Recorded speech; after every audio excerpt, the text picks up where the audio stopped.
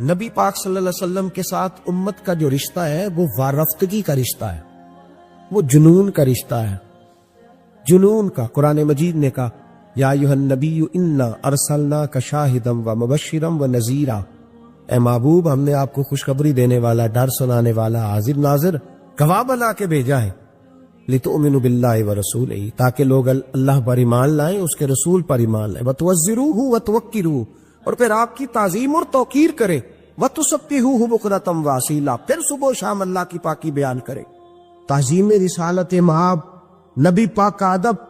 ہم نے تو ان ماؤں کا دودھ پیا ہے جن ماؤں نے کسی حدیث میں نہیں پڑھا تھا۔ ہم نے آج تک نہیں سنا کسی ممبر سے یہ آواز آئی ہو کہ اذان ہو تو سر پہ دوپٹہ لے لینا چاہیے، لیکن میرے دیہات کی ان پڑھ اماں بھی ٹی وی پہ اذان بھی شروع ہوتی ہے تو کہتے ٹھہر جاؤ، پہلے مجھے دوپٹہ لا کے دو، میرے محمد کا نام آنے لگا ہے، میرے رسول پاک صلی اللہ علیہ وسلم کا نام آنے لگا۔ میرے تو دیہات کی ان پڑھ اماں بھی مصطفیٰ کریم کا ادب کرنا جانتی۔ ہم نے تو ان ماؤں کا دودھ پیا۔ او بھائی، نبی پاک صلی اللہ علیہ وسلم کی امیر ملت سنوسی ہند بانی پاکستان حضرت پیر سید جماعت علی شاہ صاحب محدث علی پوری رحمۃ اللہ علیہ، آپ فرماتے ہیں جب پاکستان کی تحریک چل رہی تھی نا تو ہم لوگ پاکستان کے حق میں تقریریں کرتے، اور ہندو پنڈت جو تھے وہ پاکستان کے مخالف تقریریں کرتے۔ تو اب تو خیر گنگا ہی الٹی بہ گئی ہے نا، اب تو ہمارے بہت سارے کالم نویس لمبے چوڑے کالم لکھ کے اینڈ پہ لکھتے ہیں کہ ریاستوں کا مذہب نہیں ہوتا، مذہب انسانوں کا ہوتا ہے، ملکوں کا مذہب نہیں ہوتا۔ اور خدا کے بندے، اگر ملکوں کا مذہب نہیں ہوتا تو پھر میرے رسول پاک صلی اللہ تعالی علیہ وسلم اسلامک اسٹیٹ مدینے کو کیوں قرار دیتے؟ پھر حدود حرم کے اندر غیر مسلم کا داخلہ منع کیوں ہوتا؟ اگر مذہب ہی نہیں ملک کا تو یہاں لوگ اس قسم کی اسٹیٹمنٹ دیتے۔ امیر ملت علیہ رحمہ فرماتے ہیں کہ ہمیں یہ نہیں کہا گیا تھا کہ پاکستان سیکولر بنے گا، اگر سیکولر کی بات ہوتی تو علماء کو قربانیاں دینے کی کیا ضرورت؟ ہمیں تو بتلایا گیا تھا کہ پاکستان کا مطلب کیا؟ لا الہ الا اللہ محمد رسول اللہ صلی اللہ علیہ وسلم۔ ہمیں تو بتایا گیا تھا وہ ملک بنے گا جس میں حضرت عمر بن عبدالعزیز کے ماننے والے آئیں گے، وہ ملک بنے گا جس میں حضرت عمر فاروق کو لیڈر سمجھنے والے آئے، حضرت ابوبکر صدیق کو فالو کرنے والے لوگ آئے۔ ہمیں تو یہ بتلایا گیا۔ حضرت جناب سیدنا پیر جماعت علی شاہ صاحب کہتے ہم تقریریں کرتے تھے تو ہندو پنڈت جو تھے وہ خلاف تقریریں کرتے۔ ایک جگہ ہندوؤں کا جلسہ تھا، کانگریس کے حمایتی لوگ تھے، تو کہتے وہاں سارے ہندو تھے، مسلمان کوئی نہیں تھا۔ تو ہندو پنڈت نے نا معاذ اللہ نبی پاک صلی اللہ علیہ وسلم کی شان میں کوئی بے ادبی کر دی۔ کہتے وہاں کوئی اور نہیں تھا، ایک ملنگ تھا، وہ پیچھے بیٹھ کے نا تو دوری ڈنڈے کے ساتھ اپنا کوئی کام کر رہا تھا۔ توجہ ہے میری بات پر آپ دوست؟ میری بات کی سمجھ آ رہی ہے آپ؟ وہ پیچھے سے اٹھا اور جانے کہاں سے اسٹیج پہ چڑھ گیا، اور اس نے نا پنڈت کے سر پہ 2-3 ڈنڈے مارے۔ کہتے پنڈت فوت ہو گیا وہیں۔ اب شور ہوا، لوگوں نے اس کو پکڑ لیا، جیل میں بند کر دیا۔ حضرت امیر ملت کہتے میں اس کو ملنے گیا، میں نے کہا یار نہ تو نماز پڑھے، نہ تو روزہ رکھے، نہ تو شریعت کی طرف آئے، اور تو نے اتنا بڑا کام کر دیا، بے ادب بھی مار دیا ہے۔ تو کہتے ہیں اس شخص نے وہ جواب دیا جو لاکھوں محدثین کے اقوال کی تشریح تھا، جو سینکڑوں مفسرین کی آراء کا لب لباب تھا۔ کہتے ہیں وہ ملنگ مجھے کہنے لگا پیر صاحب میں نماز نہیں پڑھتا، میری غلطی ہے، روزہ نہیں رکھتا، میری غلطی ہے، میں شریعت کی طرف توجہ نہیں کرتا، دعا کرے اللہ مجھے توفیق دے، ساری غلطیاں اپنی جگہ پہ، پر میں گناہگار ہوں، اپنے محمد عربی کا غدار تو نہیں نا، میں گناہگار ہوں، کوئی غدار تو نہیں نا، یہ تو نہیں نہ ہو سکتا میری موجودگی میں کو میرے رسول کے بارے میں بات کر جائے۔ اس نے کہا میں جیل کی بھرتی پہ آیا ہوں اور مجھے یہاں آ کے وکیلوں اور ججوں نے پوچھا ہے کہ تو ایک دفعہ انکار کر، تیرا کچھ کر لیں گے۔ میں نے کہا میں انکار نہیں کرتا، بلکہ جیل میں کھڑا ہو کے بھی للکاروں گا کہ اگر یہاں بھی کسی نے میرے مصطفیٰ کے بارے میں بات کی تو اس کا گلہ کاٹ کے رکھ دوں گا۔ یہ جو ناموس رسالت کا معاملہ ہے، یہ جو ناموس یہ حساس معاملہ ہے، اور یہ جنونی دیکھیں حضرت سیدنا صدیق اکبر رضی اللہ تعالیٰ عنہ ایک بہت بڑی شخصیت کا نام ہے۔ یہ واحد شخصیت ہے جس کی صحابیت کا انکار کفر ہے، اس لیے کہ ان کے لیے لفظ صحابی قرآن پاک نے استعمال کیا۔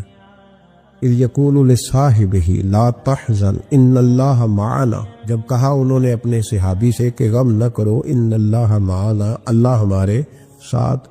تو یہ غار کا جو واقعہ ہے اس میں لفظ صحابی قرآن پاک نے حضرت صدیق اکبر کے لیے بیان کیے۔ ان کے صحابی ہونے کا جو انکار کرے گا کافر ہو جائے گا۔ ان کے اندر بہت ساری خصلتیں تھیں، اللہ سے ڈرتے تھے، سخی بہت زیادہ تھے، ان کو اللہ تبارک و تعالی نے ہمت بڑی دی ہوئی تھی، شعوری ہمت۔ کچھ لوگوں میں فیصلہ کرنے کی قوت نہیں ہوتی، لیکن قوت فیصلہ حضرت ابوبکر صدیق کو اللہ نے بہت زیادہ عطا فرمائی تھی۔ اکیلے فیصلہ کر کے ڈٹ جانے کی ان کے اندر صلاحیت ہے۔ ایک جملے میں فاضل بریلوی نے کمال کر دیا۔ اعلیٰ حضرت فرمانے لگے دنیا میں نبی پاک صلی اللہ علیہ وسلم سے بڑا پیر کامل کوئی نہیں، اور جناب ابوبکر صدیق جیسا مرید بھی کوئی نہیں۔ یہ جو توانائی ہے، ہمارے ہاں لوگ مانتے ہیں اپنی مرضی کی چیزیں، جناب صدیق اکبر نے اس طرح مانا ہے جس طرح نبی پاک نے ماننے کا حکم دیا ہے۔ حضور نے فرمایا جب تجھے کسی سے محبت ہوتی ہے تو وہ تجھے بہرا بھی کر دیتی ہے، گونگا بھی کر دیتی ہے، اندھا بھی کر دیتی ہے۔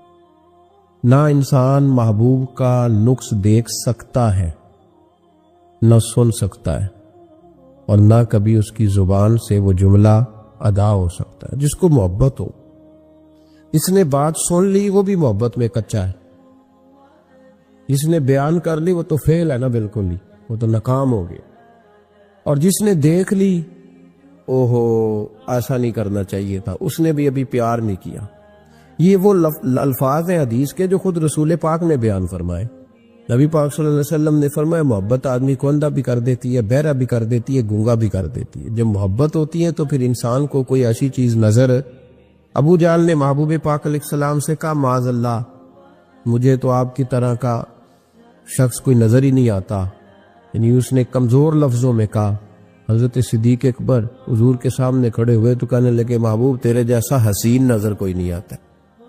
اب اس کے پاس چونکہ بغض تھا تو اپنے لفظوں میں بات کر رہا تھا، اس کی جو دل کی بات تھی وہ الفاظ بن کے آ چکی تھی۔ حضرت صدیق اکبر کے دل میں محبت تھی تو وہ اپنے لفظوں میں بات کر رہے، اپنے جملوں میں اس کا اظہار کر رہے۔ یاد رکھیے گا انہوں نے اس طرح محبت کی جس طرح محبت کرنے کا حق ہوتا، یعنی ہر چیز ہی، مال بھی دے دیا، اولاد بھی دے دی، سارے بچے نبی پاک کی غلامی پہ لگا دی، غلام بھی سارے حضور کے پیچھے لگا دیے، بس نبی پاک کی ڈیوٹی کر لی، ہزاروں دینار کا نقصان اٹھایا، لیکن نبی پاک صلی اللہ علیہ وسلم کی غلامی پر ہر چیز کو ترجیح دی۔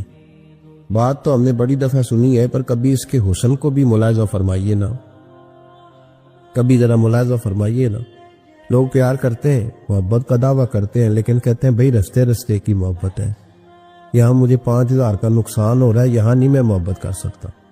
یہ نقصان 5000 کا کون برداشت کرے؟ محبت ضرور ہے پر اب اتنا نقصان کون برداشت کرے؟ جناب صدیق اکبر کا کمال دیکھیے کہ مال کا نہیں جان کا نقصان برداشت کرنے کو بھی تیار ہے۔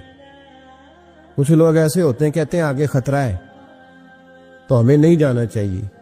غار ثور میں جب نبی پاک صلی اللہ علیہ وسلم کو لے کے پہنچے نا حضرت صدیق اکبر، 5413 فٹ اونچی غار ہے، جب حضور ذرا سا چلے تو قدموں کو تکلیف ہوئی تو عرض کرنے لگے حضور آپ میرے کندھوں پہ بیٹھ جائیں، پباں پار قدم نہیں لاؤندا تے سور پہاڑ تے چڑھے آ جاندا، او پہ آ جاندا دے یار نبی دا، اے اصلی دلدار نبی دا۔ حضور کو لے گئے اور جب غار ثور پہ پہنچے تو کہنے لگے حضور مجھے اندر خطرہ لگتا ہے، آپ ٹھہریں پہلے میں جاتا ہوں، پہلے میں جاتا ہوں۔ جناب صدیق اکبر تشریف لے گئے اور دیکھیں نا سالوں پرانی غار پڑی تھی، اس میں بڑا کچھ تھا، لیکن جناب صدیق اکبر نے پگڑی پھاڑ پھاڑ کے غار صاف کی۔ پھر جہاں سوراخ تھے نا، خطرہ تھا کہ کوئی سانپ بچھو نہ نکل آئے، وہاں چھوٹے چھوٹے ٹکڑے رکھ کے غار کو بند کیا۔ جب مکمل تسلی کر لی تو کہ حضور اب آپ تشریف لے آئیے۔ اب جب غار سے نکلے نا جانے کے لیے، اس انداز کو بھی ذرا دیکھیں۔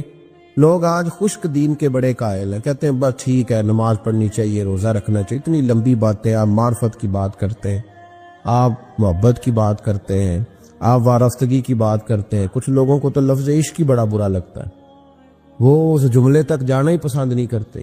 او خدا کے بندو،